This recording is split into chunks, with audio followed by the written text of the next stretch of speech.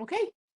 Hi, everyone. Thank you so much for coming to our research and publication workshop, CAHSS Faculty Perspective. We have two fabulous faculty members here with us today to lend their expertise and knowledge about all things publishing, research, etc. So before we get started, my name is Jasmine Shoemaker. I use she, her pronouns. I'm a reference and instruction librarian at the AOK Library and Gallery. I have a variety of departments across the STEM, social science, and humanities fields. So if you have questions, please see me after the session, email me. We'll share our email at the end and we will connect. And I have my colleague here today. Hi, my name is Erin Durham-Wright. I'm also a reference and instruction librarian. My departments tend to be in the humanities, a few social sciences. I work with history. I work with the LLC program, the language, literature, and culture, languages in general, and a few of the arts programs. So it's great to be here, and you can definitely email me. We'll share those at the end. Thanks so much for being here, everybody. The session is being recorded. It'll be emailed to you all after the session. If you feel more comfortable not being on the recording, feel free to keep your cameras off and unmuted, or I'm sorry, muted until we get to the Q&A portion. Let's go ahead and introduce our panelists. Great. So I want to introduce Dr. Sylvia Escanilla Huerta, who is a scholar of Latin America. Dr. Huerta was born and raised in Argentina, and as a UMBC postdoctoral fellow for faculty diversity, she specializes in the process of independence in Peru and Bolivia, focusing on indigenous peoples and political history. Her current book manuscript shows how indigenous militias in early 19th century Peru played a significant role in the fragmentation of the imperial political order and how they helped define what sovereignty meant after independence. Dr. Escanilla Huerta's research has been supported by fellowships and grants from the Center for Latin American Research and Documentation at the University of Amsterdam, the American History Association, AHA, the Tinker Foundation, and the Max Planck Institute for Legal History and Legal Theory. She has published several book chapters and articles in journals such as the American Hispanic Historical Review and Revista de Indias. So welcome to Dr. Escanilla Huerta. All right, and our next panelist is Dr. Jane Arnold Lincove. Dr. Lincove is a professor of public policy at UMBC. Her research affiliations include the Education Research Alliance for New Orleans at Tulane University, the Maryland Longitudinal Data System Center, the IES-funded National Center for Research on Education Access and Choice, the Baltimore Education Research Consortium at Johns Hopkins University, and the Education Policy Innovation Collaborative at Michigan State University. Her research focuses on the implementation, equity, and effects of market-based policies in public education, including demand-side obstacles to basic and college education, deregulation and decentralization of public education and teacher labor markets, and mechanisms for school choice.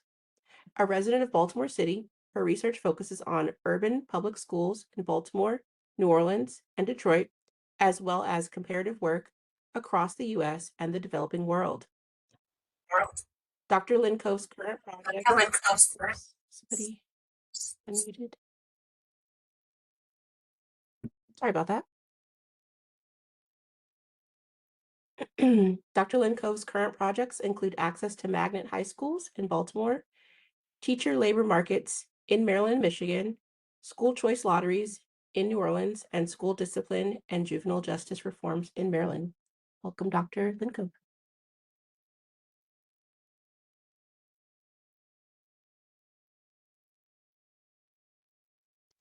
Go ahead, Oh, Erin. it's fine. This is a slide that we wanted to just share as this is focused on graduate students. We wanted to welcome anyone to make a research appointment with one of us, Jasmine or I, and we also have 4 other wonderful reference and research librarians. So depending on your discipline, that link will take you to a page where you can schedule that appointment and see our contact info. We also have a graduate student guide that was prepared by the graduate student liaison librarian. And there's resources. You can see links to different workshops and videos, recordings. That's a great place to just look through and see what resources we have there. And then in general, you can also look at our YouTube channel for the library and look at past recordings. Okay, let's get into our first question for both panelists. How do you identify relevant conferences to attend and present your research? Maybe we'll start with one professor and then move to the other, and we'll just kind of alternate if that sounds okay with Dr. Huerta and Dr. Lenkov.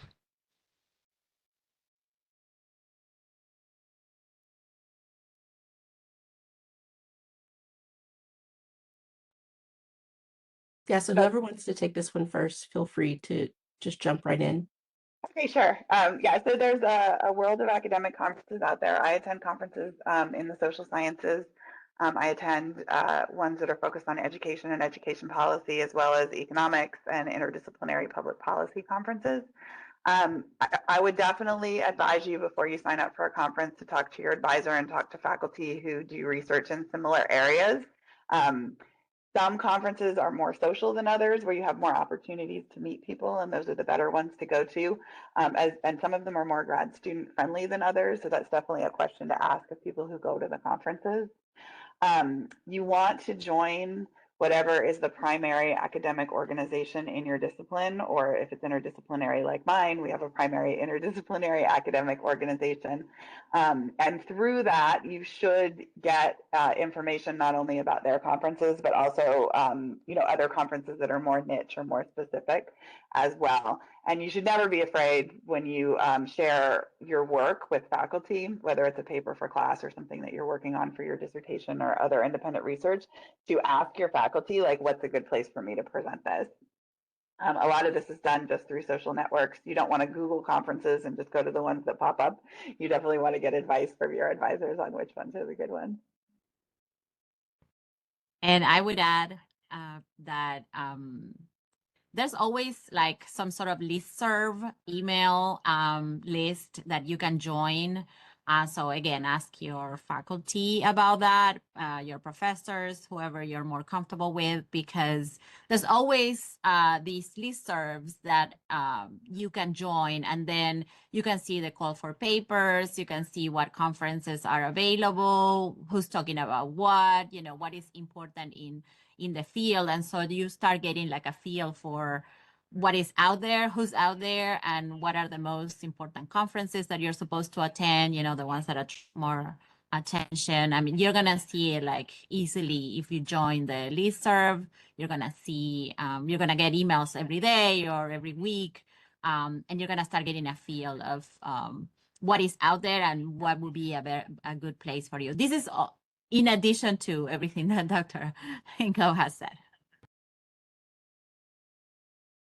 It's a great point. In working with grad students, I've noticed some have the urge to almost submit a paper to a conference. And I think they kind of go back and forth depending on the conference, depending on the paper. Do you guys have like a rule of thumb for submitting a paper to a conference? Do you typically see more students do that than full-time faculty? I'd love to hear your thoughts on that. So in my department, we all submit papers and present at conferences. It's good to get in a habit of presenting it. I would say presenting it at a conference is like a middle stage for a work in progress in social sciences. So you don't want the conference to be the first place that anybody ever sees the results.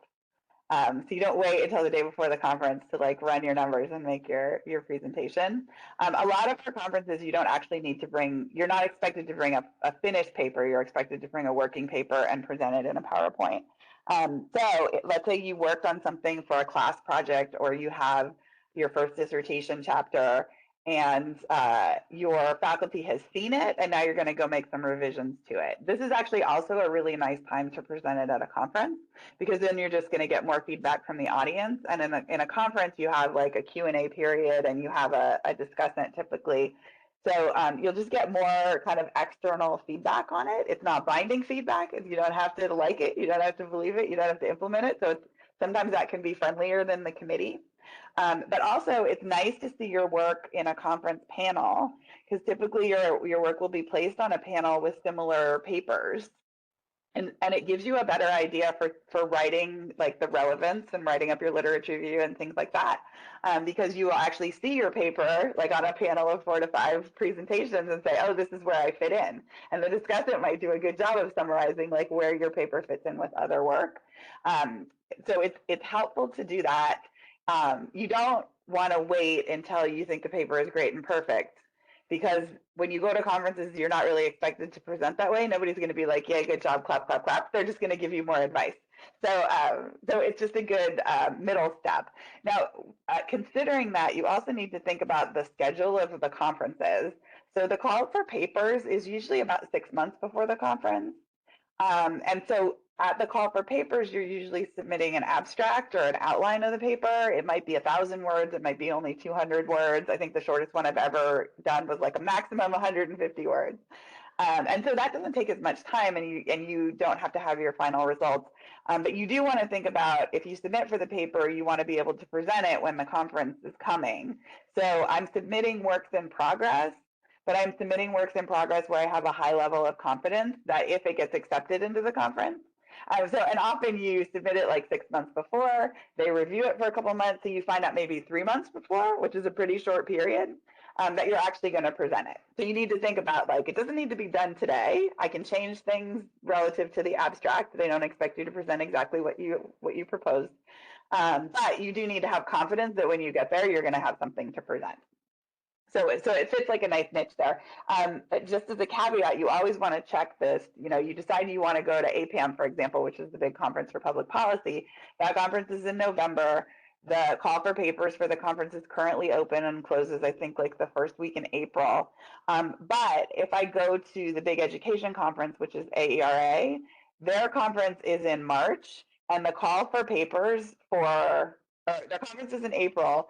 The call for papers opens in like May or June, and they expect like an actual paper draft, not an abstract.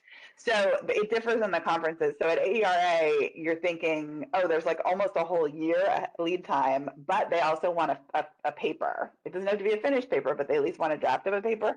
So that's a different perspective on like, is the work going to be ready? And there you're more likely to present something that was like already done before you got there. Yeah, and I would add, so I'm a historian, and for history, like we tend to put ourselves out there like really fast or as fast as we can. So as grad students, we're encouraged to present at grad student conferences because they are very low stakes. Nobody's really gonna, come and sue you for whatever you said, like they're very friendly, and there's a lot of those. So again, if you're like in an email, list, you're gonna get the calls for those. And so everything that Dr. Linkov said, that's all works for us as well. And the only thing I would add is that you don't have in history, usually you don't have to have, nobody's gonna see your paper. You present whatever you have. And so there's no grade, it doesn't matter if it's not perfect. It doesn't matter if you don't have, you don't have to think, oh, I have to have a 20-page paper, or no, you only have to have the 6 or 7 pages that are like the 15 minutes that you need to present on. So as long as you're doing your job, you're like progressing in your research, that's really all that matters. And like Dr. Linkov said, you have a lot of time to prepare the paper. Because between, the call and the actual conference, there's always like 6 months, if not more, time. So, and again, nobody's going to grade your conference paper. The majority of the conferences, at least in history, nobody sees your paper. You don't have to submit it anywhere. It's just for you. So you don't need, the stakes are not that high. So the more reason for you to put yourself out there and gain confidence presenting, in front of people that you don't know. That's why, I encourage, like going to grad student conferences, because they're awesome. They're really friendly, and they really create a safe space for everybody to kind of like start, trying their public speaking skills and like just rehearsing when you go to like a big conference, with all all the famous people, let's say. That's so great. You and Dr. Linkove hit a little bit on this idea of perfectionism when it comes to writing. We'll talk about that if we get to it. I do want to get to the next question that Aaron has. So now we're moving from conferences and we're going to talk a little bit about publishing. What factors come into play when you select a journal to submit a publication to? We could kind of alternate if we want to go with Dr. Huerta first. I would say, I mean, there are several factors, but the one that I would advise people to do is to see exactly with which scholars are you in conversation with when you are preparing you're going through your research. You know this because, or students and scholars know this because that is basically the state of the art when you're preparing your research. You have to find what is the point in the scholarship that is not well researched, or that there are some wrong preconceptions, or there are things that could be expanded. You identify that space and you do your research. And when you're doing your research, you're going to know who has talked about this before, who are the people who are talking about, and then you're going to see where have they published. Because typically, people publishing journals, and they also have books, but all of us publish in journals as much as we can. So you identify those journals, and that's where you ideally would start submitting your papers. But I also, if people have like a lot of self-doubt, I also encourage students to publish in grad student papers, because those are also, again, very accessible. They are open year round, so you can submit whenever you feel like you're ready. They're going to accept your paper. They're going to give you some light, proofreading, some light commentary. They're going to be very friendly, and it's a way to break the ice and like just go for it. And then you can build your way up to, when you've done that and you feel like your research is strong, you can go for another more, like a scholarly journal. And you don't have to publish in like the biggest, greatest, most amazing journal in your field to have the badge of like scholar, or like I'm a historian. You can build your way up and publish in the journal that you see that is relevant, obviously, and you see that through reading the literature. But you can start from whatever point. There's not a right or wrong way of doing it.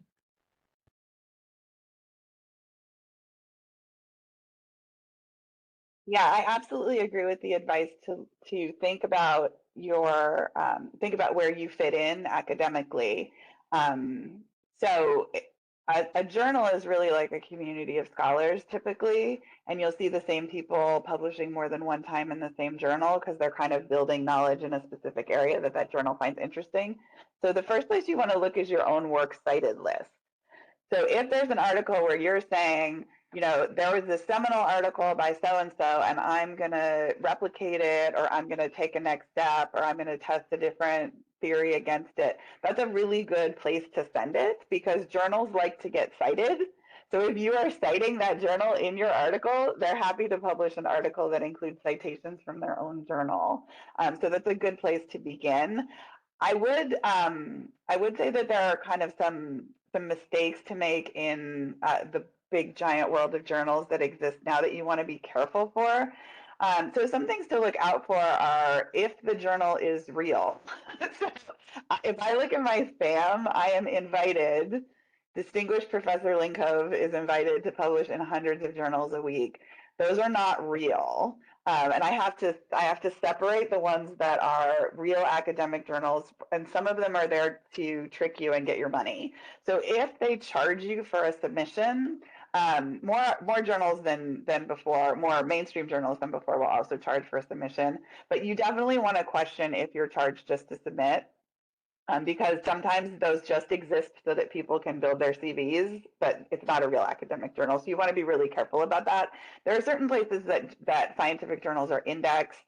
I'm sure that the librarians can help you with those, but you still need to be cautious because it's actually not that hard to also game that system and get your fake journal. So definitely a red flag is if they charge you money for the submission or if they charge you money for the publication. And if you definitely don't want to do it if it's a lot of money.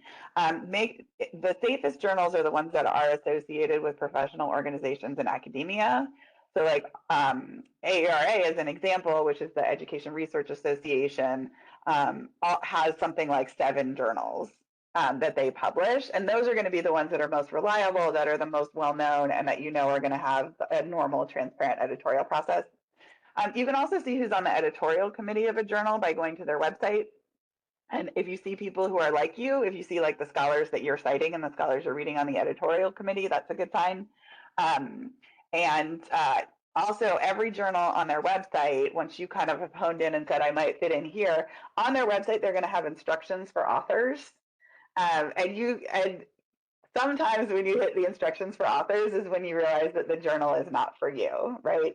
It should say something about how long their review process takes. It should say things about the fees. It should say things about who owns the article and things like that. And you just want to read through that and make sure that you're okay with everything in those requirements. Anybody who says that they're going to get you feedback in 2 weeks is not a real academic journal because you can't actually do peer review that quickly. So that's another kind of red flag on the emails that I get where they're like, publish, send us an article today. You can publish it next month. We guarantee you feedback in 10 days. That's not going to be real. So unfortunately, in today's world, you do have to look out for some fraudulent journals. So again, just always ask your faculty and committee members, have you heard of this journal? Is this a good place to publish? Does the library have any like guidance for that on the? Yeah, so I just put a link Okay, in. good. I think we do have the journal search. You can always enter a title of a journal. These are the journals that we have in our databases. So they come from academic organizations. They tend to be more vetted. There's also a database. It's a little more esoteric, so you can always work with a librarian. It's called Ulrich's Web Serials Directory. It's like a big giant index of journals, and they list them by title. You can search for a specific title or you even just by a general subject area, but there's hundreds of thousands of them there. And that's a little harder to sift through to know what's a quality one. They have different like indications as to what is a quality journal, but you can also make an appointment with one of us and we're happy to check over with anything you're thinking of publishing. I also just want to put a peg in that if you are working with a journal that you've seen like an author that you have cited before, that's probably going to be a legitimate journal, right? So you can always Google the title of the journal and go to their website and then also look at their, editorial team or their submission guidelines, their peer review process. Like if that website answers questions about how they do peer review, that's a good sign. Yeah, I don't know, Jasmine, if you want to add anything there. No, just I would even consult with the librarian, even navigating journal citation reports in Web of Science to determine the journal's popularity, the frequency they publish, right? Where is the journal actually housed? Is this just a residential street, right? Like, is this someone's fake address that they've put down? I think now more than ever, this question is kind of getting it a little bit further down the rabbit hole, but I think now more than ever, I've been seeing more students come to me with fake citations, AI generated things like that. So I think, if you suspect anything or if not even so much publishing or getting things submitted to a journal, if you are like, I've never heard of this journal, is this real? Come to your librarian and we can help you vet that source. Thanks, Erin. Okay, let's go to the next question. New authors in academia may find it difficult to get their work seen by those in their field. Can you provide insight into how one might promote their recent publications? And we can start with Dr. Lincove first. All right, so I'm not good at self-promotion, so I'm probably going to give the weakest answer to this one. So your article has been published somewhere and you want people to know, the first person I always tell is Catalina at UMBC. So Catalina works in communications at UMBC, and she's really supportive and really happy to do what UMBC can do to publish your article, which means like it goes out on UMBC social media. Sometimes she writes a press release about it and sends it to local media, things like that. So that's a really good way. In social science, she's always going to also encourage you to do an article in somewhere like The Conversation.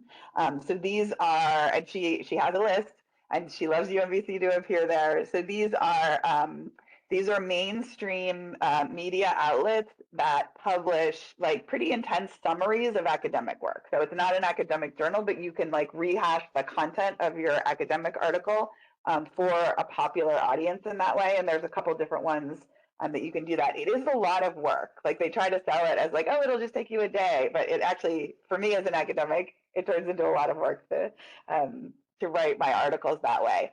But what I know is also helpful, even though I'm not a person who is on Twitter, is that when you tweet out your new research, you want to tag the academic organizations that you belong to.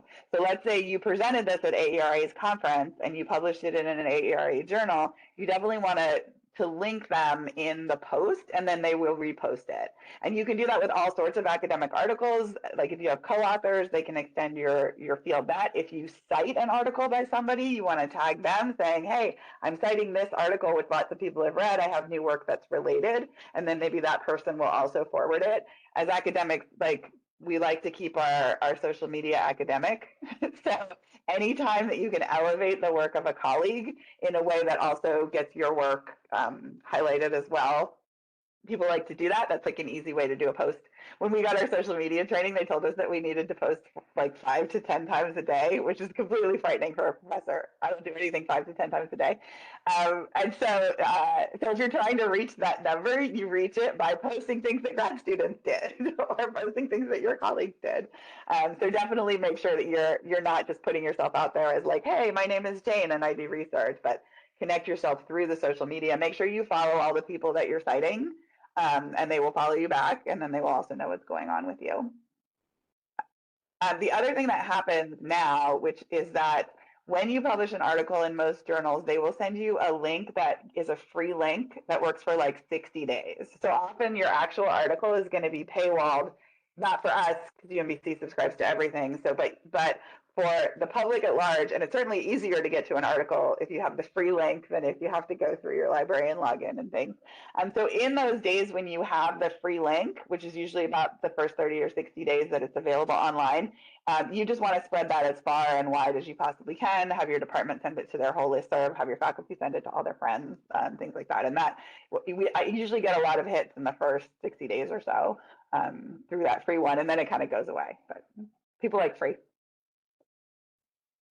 And I would add that what has worked for me really well has been social media. Yes, it's just everything that Dr. Linkov said.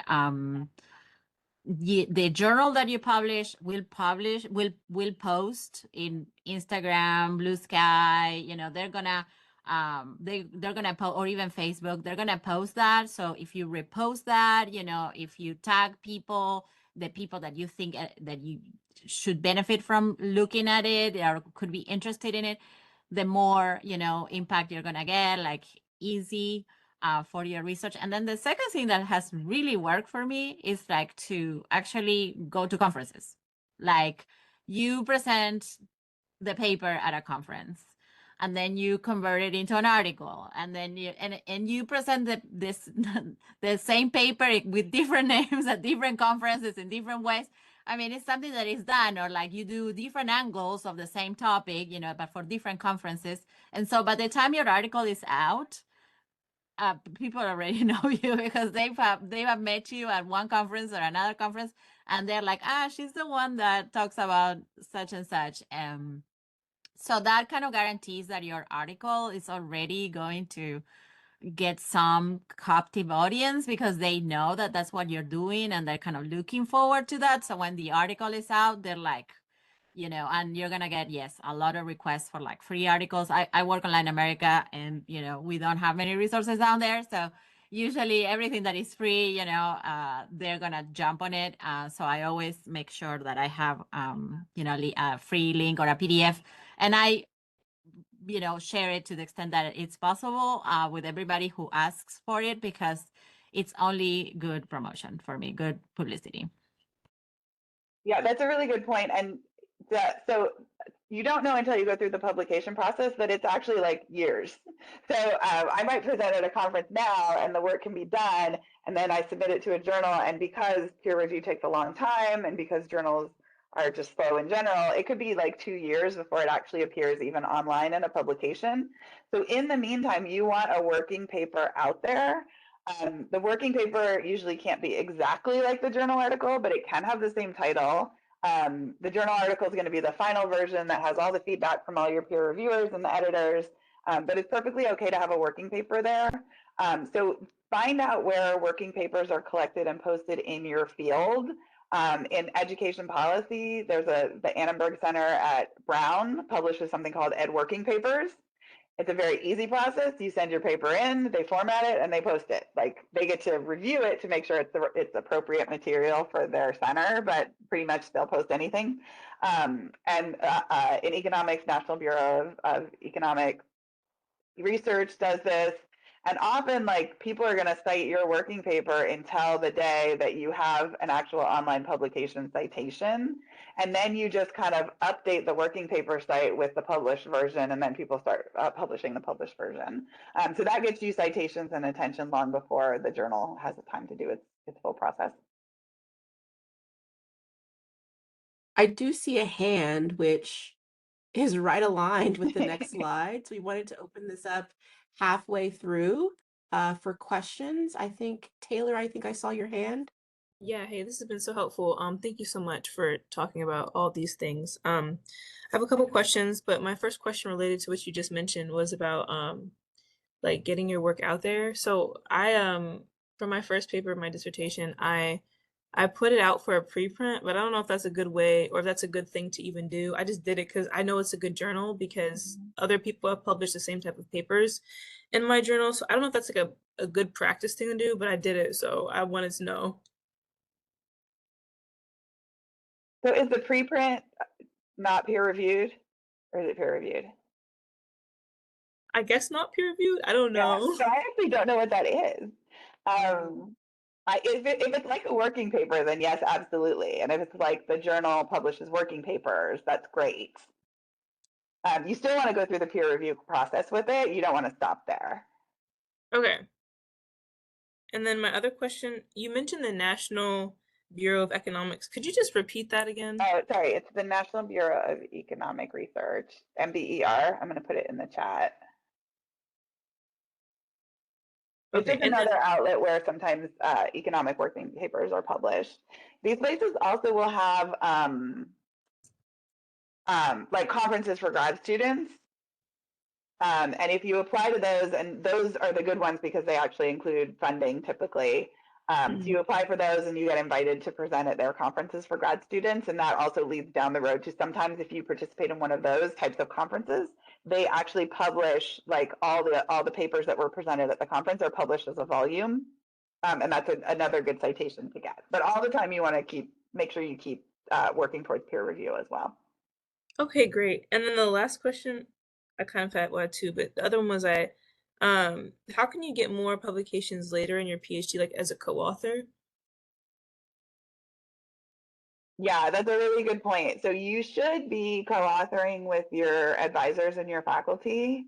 And obviously that, I know that opportunity is available like when you have a nice alignment and a good relationship. So not everybody's going to be able to do that, but you can also co-author with your colleagues in class. Like if you are in a course with somebody and you have overlapping interests, you can say, let's write a paper together. I definitely recommend going through the peer review process the first time with a faculty member if you can, because they can then be the corresponding author and do kind of the social parts of the submission for you. It's really hard to do it on your own the first time because also you're alone with your feedback, which I think we're going to talk about after this round of questions. But you shouldn't be afraid to go to your faculty and ask, Like some people just don't have a person who's a good fit for them. And then you have to do it other ways. But if you have something that's interesting and it relates to your faculty's work, so if somebody said like, "Oh, I read your article," so this is actually happening right now. I have a published article with a former student, and a current student said, "Did you look at how these students performed after they went to college?" And I said, "No, we did not. But if you want to, then we're happy to add a co-author." And so now that student is the first author on like paper number 2. The former student will be the second author on paper number 2, and I will be the third author on paper number 2. And we can keep adding to this forever, I guess, if new grad students keep coming to us. So it's when when a student has feedback on one of my papers, it's like, "Why didn't you do this?" I'm like, "Do you want to do that?" So it's definitely good to have to propose it and not wait for it to happen. Okay. Last question is about time frame for publishing. So I know journals, they published it at different frequencies. Which one is like, is it based off your timeline when you want something to be okay? I just don't know. No, so there's always now the online version and the print version, like the official Okay. print. I mean, some places don't even have a print version, and then they actually go faster.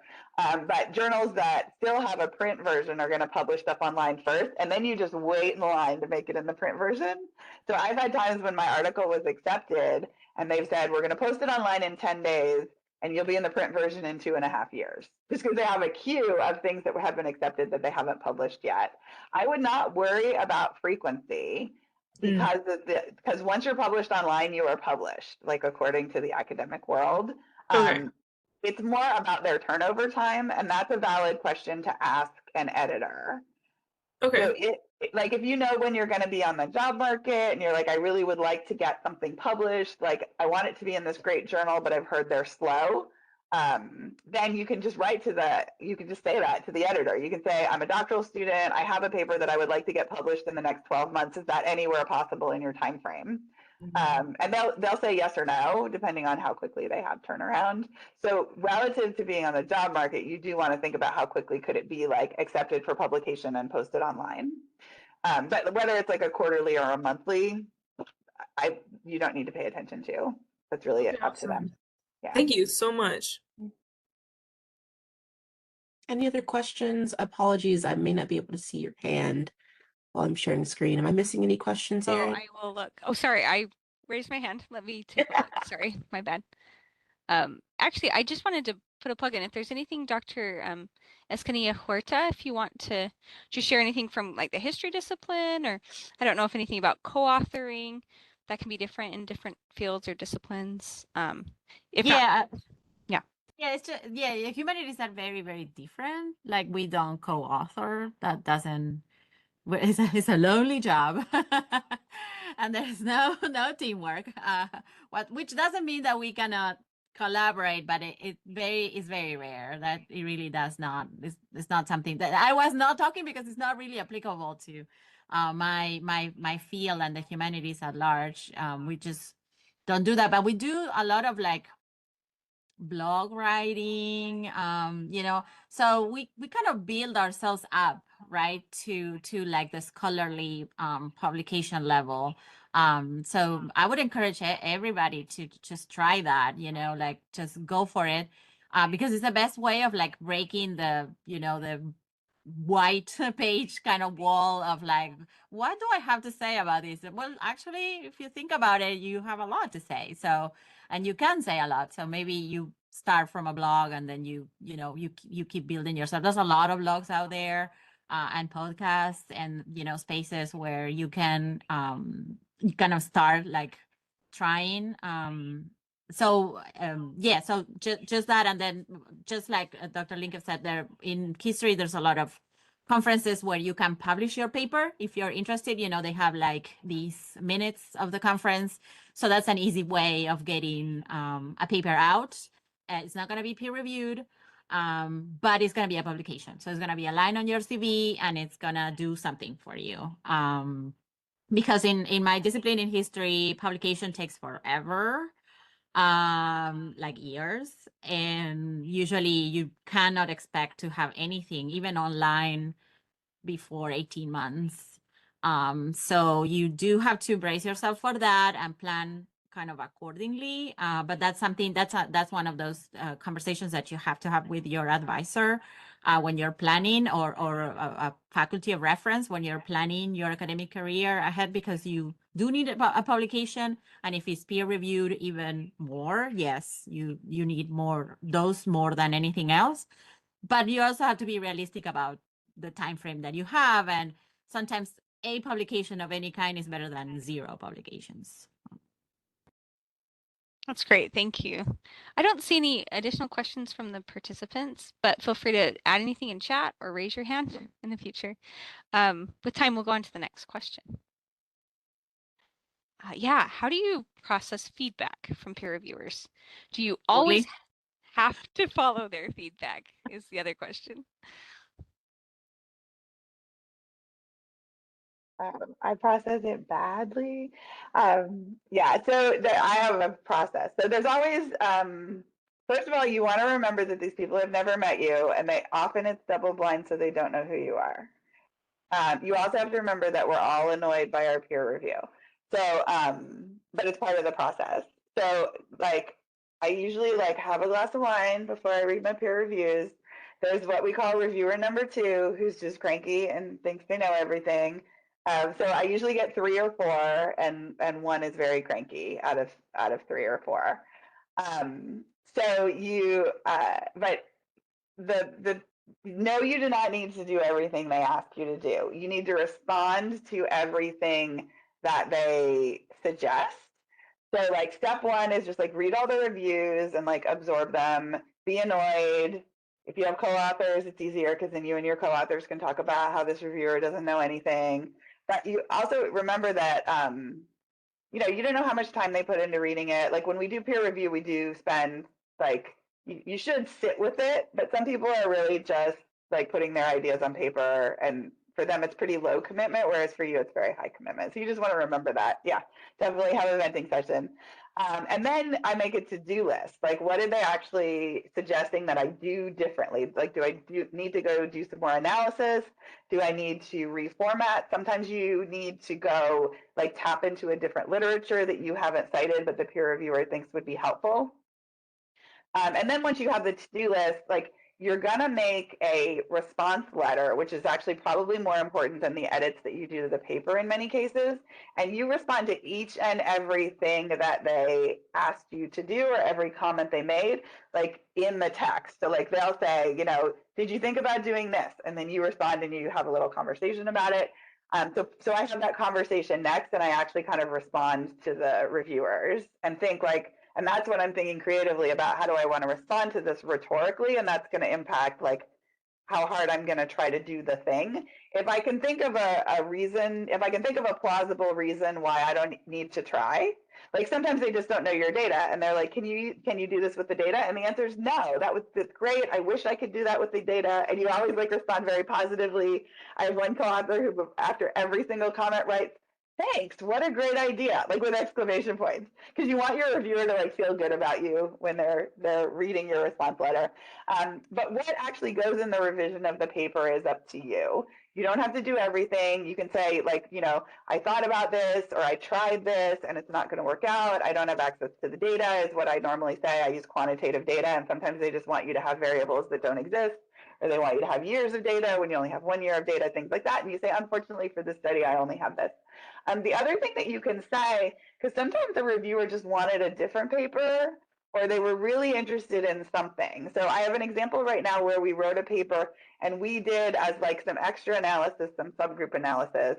And the only subgroup we found interesting findings for was students with special needs. And so we say that. We're like, oh, it seems to work differently for students with special needs. This reviewer really wants us to write an entirely new paper just about the students with special needs. It would make this paper too long, all the things that they recommended we do.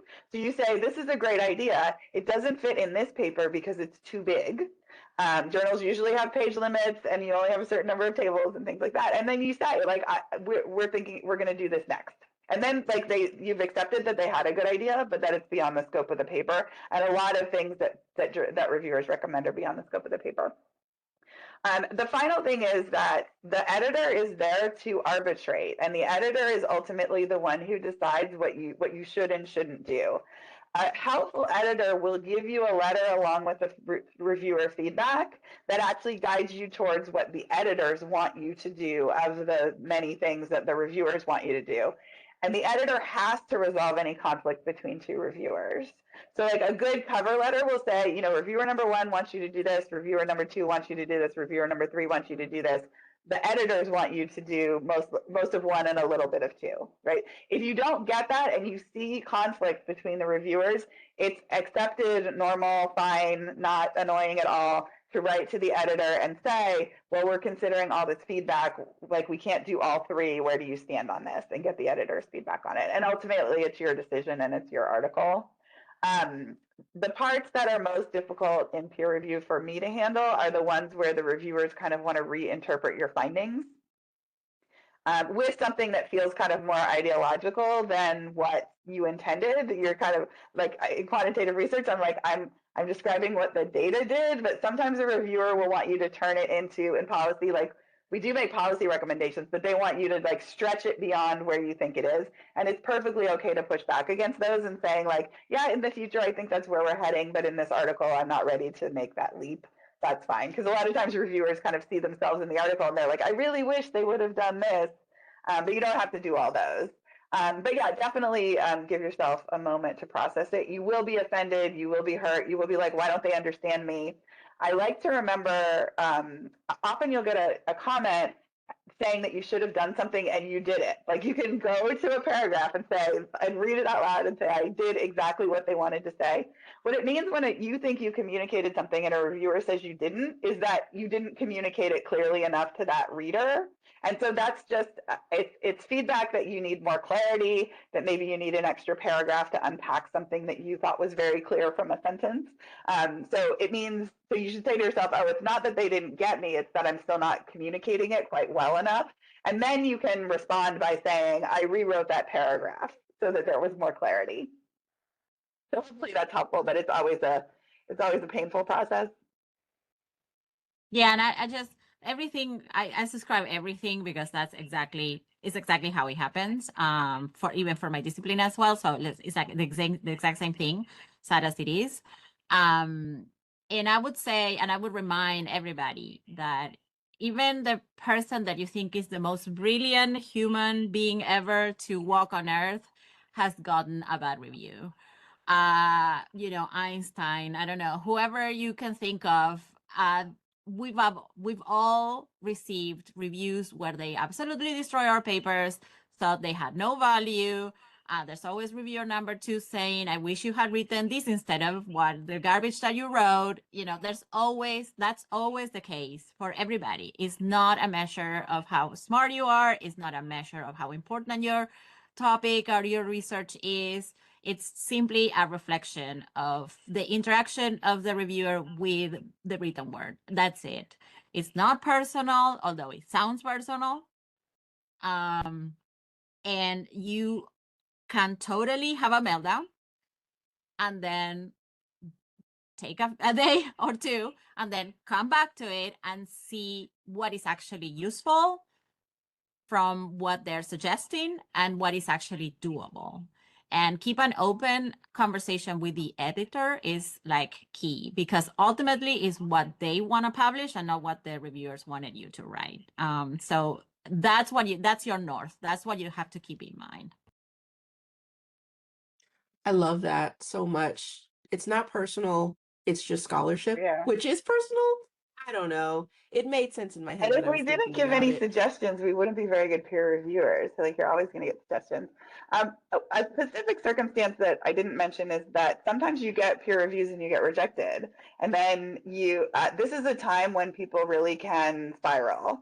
So you get peer reviews and you get rejected. You should send that article to another journal as quickly as possible. Like sometimes you'll get rejected and you will say, oh, they have some really good ideas.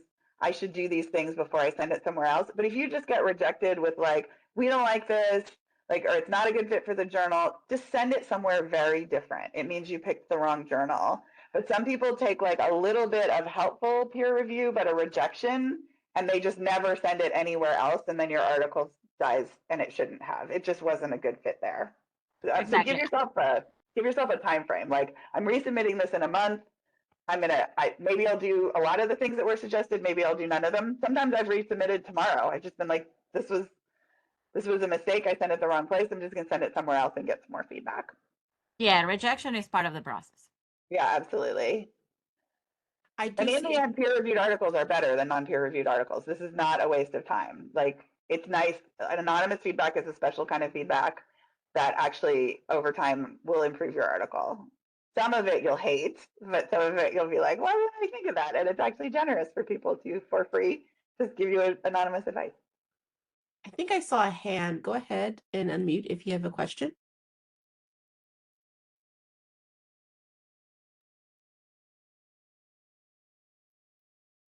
I think it's Bertha with a hand up. Yeah, Bertha, do you have a question, or you can type it in the chat? You're muted, Bertha.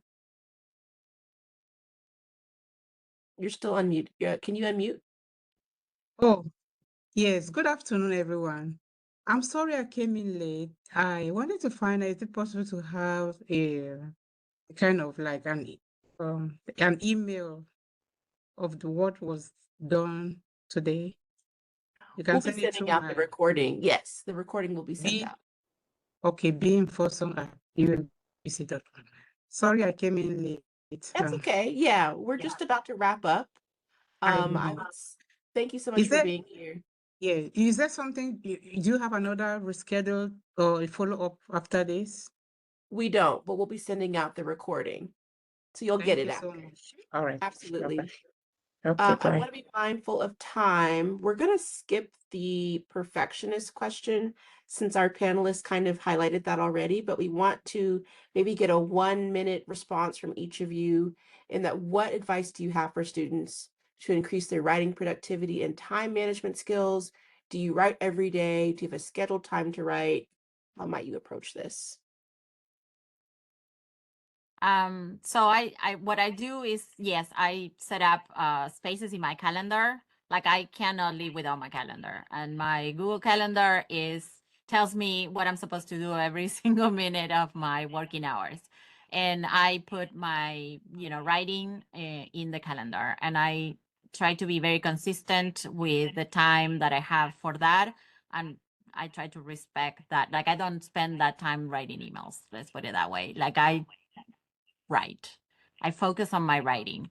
And I take it as if I were teaching. Like, I'm not doing anything else other than that for that hour or 2 hours that I kind of put away for writing.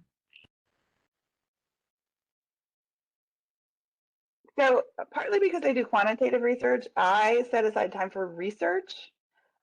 Research is a lot of steps.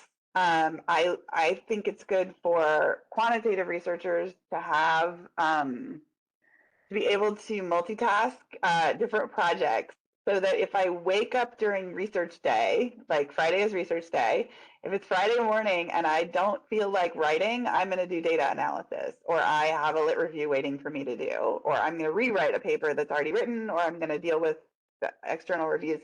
There are days when I really like coding statistics, and there are days when I'm like, that's not my day. So you also want to think about, yes, you have to force yourself eventually to write the work, but you also want to be able to productively procrastinate research. So sometimes I stare at my results and it's time to turn them into a paper, but I can't write them yet. So I'm going to do something else, and it's not going to be bake a cake. It's going to be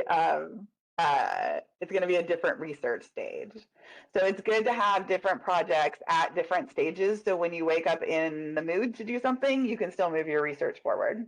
Now, there are times when you just need to sit down and write, and there are times when you have to sit down and do that R&R and face reviewer number 2 on paper. And those I also definitely do try to schedule and give myself a deadline for, even if there isn't a real deadline. I also want to stress that academic writing, you can't just sit down and do it, right? It's not like you're writing an email, or so you don't want to just put words on paper. Like, sometimes that's a good process to do a first draft where you're just like typing it out and then you go back and fix it. But a lot of times my students, like, their first time that they write up their results, they don't really know what the results mean yet. They don't know what they want to say. It's the same with the lit review. Like, you've read 50 articles and now you want to summarize them in a cohesive lit review around your topic. but you don't want to just summarize each article. So there's like thinking to do. So I recommend for every grad student, like figure out what your thinking setting is. So I hated running until I was writing a dissertation. And by the time I finished my dissertation, I was running 7 miles because it was, I figured out how to think while I was running. So luckily I lived in Los Angeles where you can run anytime you want to all year round. So, but I would get to the point where I would stare at my results and be stuck, and then I would go for a run. And during that run, I was figuring out what the words were going to be on paper, right? And sometimes you figure out this by taking a nap. Like that's not procrastination if this is where you think.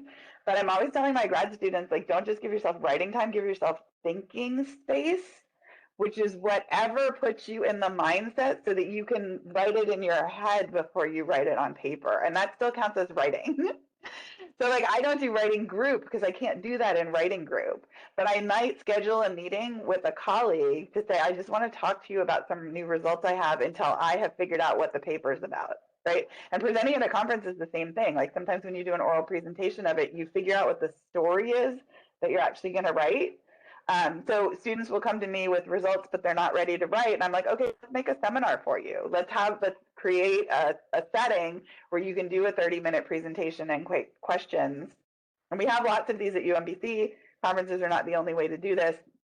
So that you, sometimes making a PowerPoint is the best way to outline a paper. Like, but figure out what your process is so you don't sit down to write and not make words because that's really, that is procrastinating and that is going to make you feel like you're behind.